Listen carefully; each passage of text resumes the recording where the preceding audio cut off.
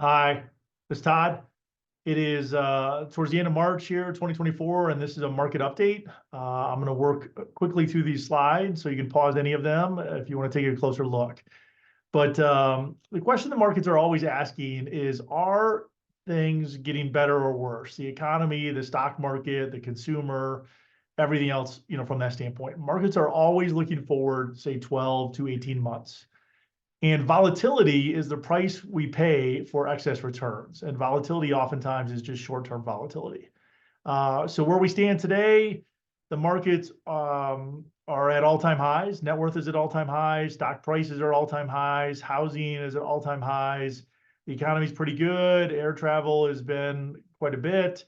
And you can earn 5% of your cash. And markets over the last 20 weeks have been up about 25% in equities.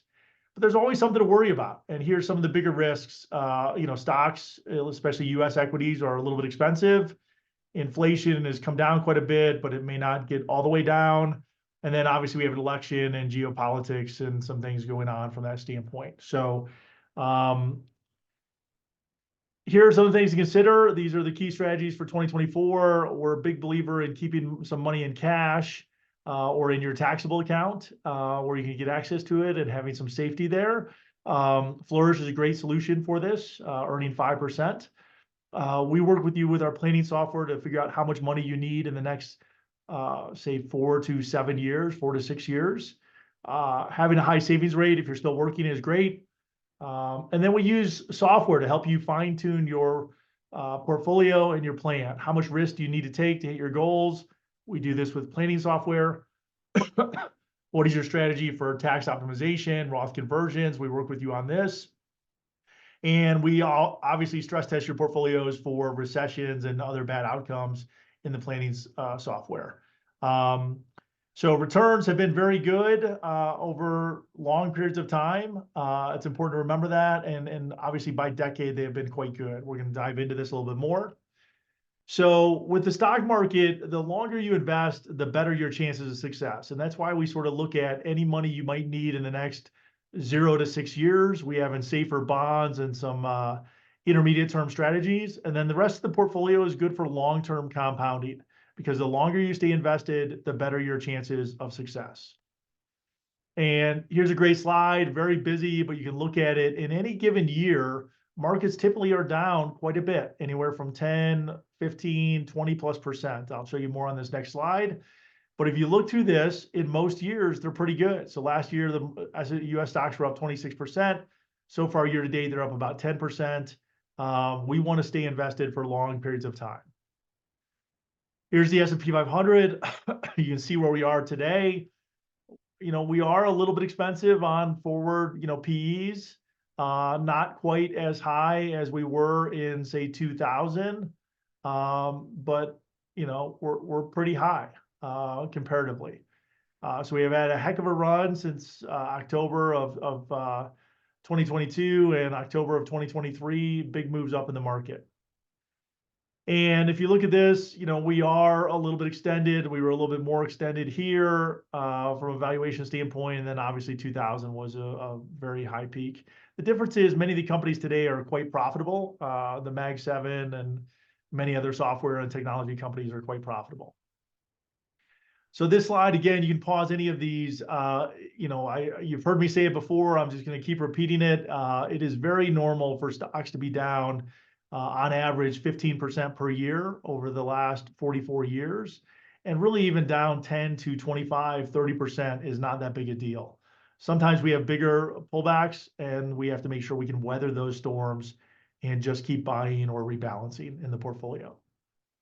And over long periods of time, the stocks go up because earnings go up. And this is a great chart that sort of shows this long-term trend, and companies are becoming more profitable and using technology and software to do that. Again, some more slides. Most of the time, the market goes up. Sometimes it goes up quite a bit, 20% plus.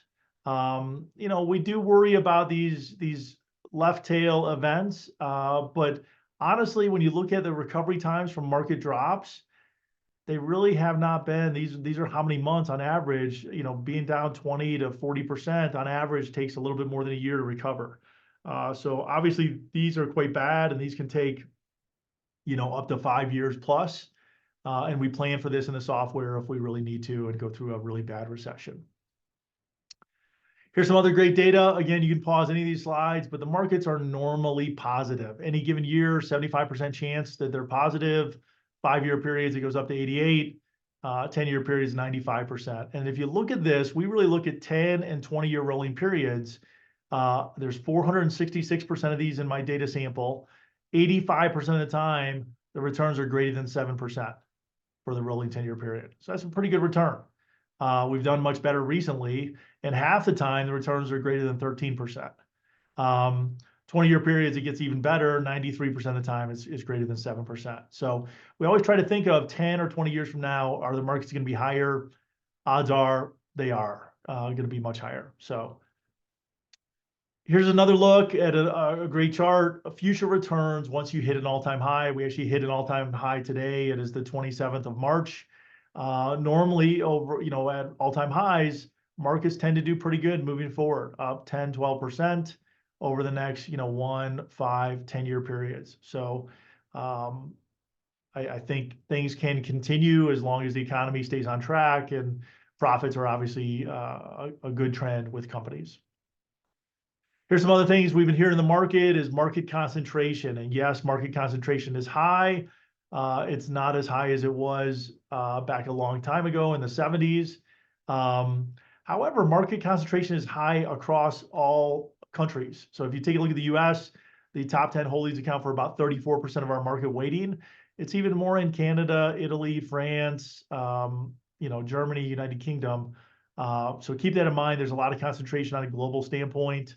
And there's always something we can worry about. So here's another couple slides. This is by decade. So again, the components of change are really, 3 things. It's dividends, earnings growth, and actual PE change in the multiple. Gives you your annual returns, annualized returns for the decade.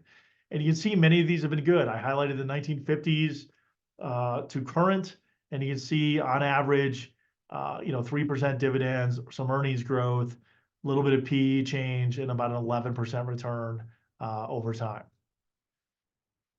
Here's one of the other dynamics in the market is we've seen a lot in regard to positive returns for tech, innovation, technology, software, and semiconductors.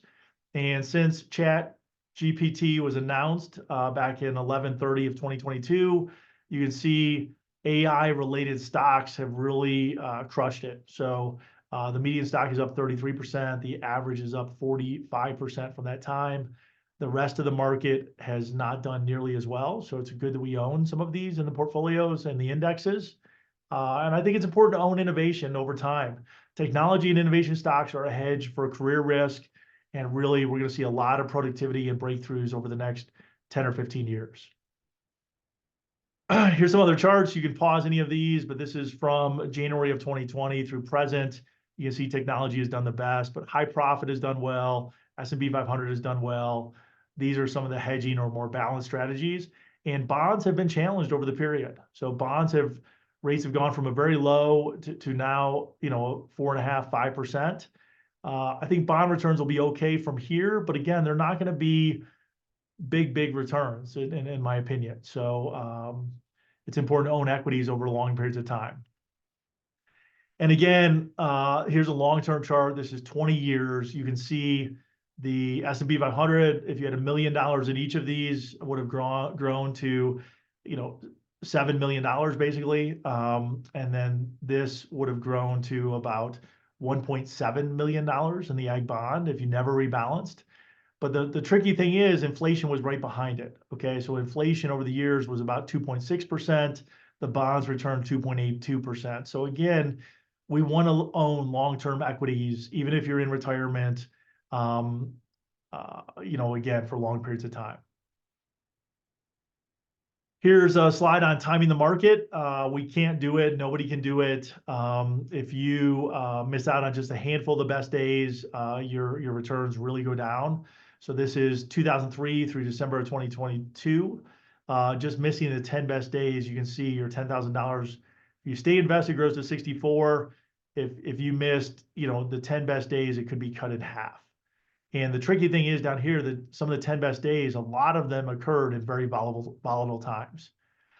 Here's another way to look at it. This is inflation adjusted, $100,000 over the last 30 years. If you invested it in US equities, it grew to $866,000. The other ones did not grow that much on a real return basis, net of inflation. So that's why we want to own equities for long periods of time. Picking individual stocks is very hard. We take a diversified approach with ETFs or ETF baskets. This slide, again, I'll walk you through it. Over the last 5 years, returns have been very good in the market, but individual stocks, only 64% of them made money, 36% lost money. And if you look at stock and mutual funds and ETFs, 99% of them, 100% of them basically made money over this period. So we want that diversification. And then if you look at the stocks that actually lost money, some of them lost a tremendous amount of money. So going bankrupt, can be really devastating for a compounding. Here's another benefit of diversification. It's really hard to stay in cash. We suggest holding some in Flourish, 3 months, 6 months, maybe of your cash needs. But normally your diversified portfolio and stocks and bonds will outperform cash over periods of time. And that underperformance can really be significant. So we take, again, a look at liability matching, and anything over, a couple years out, you want to make sure it's invested in bonds. And then beyond that, 7 years out, you want to make sure it's invested in equities. So overall, if you're a client, we love working with you with the software we have. We believe we really help to give you confidence about your overall plan from where you are today to where you want to be.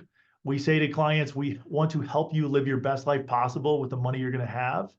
And you see some of this rebranding on this. Our firm is really built for the millionaire next door, so we can help you answer tough questions of if you're on track, how are you planning for retirement? All of this is software based, and we have great tools to do that. So if you know anybody who fits our sort of client profile, needs to save, wants to work on optimizing the retirement, typically we're built again for the billionaire next door. That's really somebody who's on track to have, say, $500,000 to several $1 million in investable assets. We can be a tremendous resource for them by adding massive value and having low fees, really with what we do. And you can click the link below to get a free second opinion. We will, this is 100% free. Most of the people that go through this, they say something like they wish they would have known this, 10 plus years ago. We make it really easy to gather the information and give you detailed information about your red flags. So if you're reading this and you're not a client, and you fit the profile, we can do a free second opinion. So book that below. And thanks for listening. Look forward to chatting with you soon. Thank you.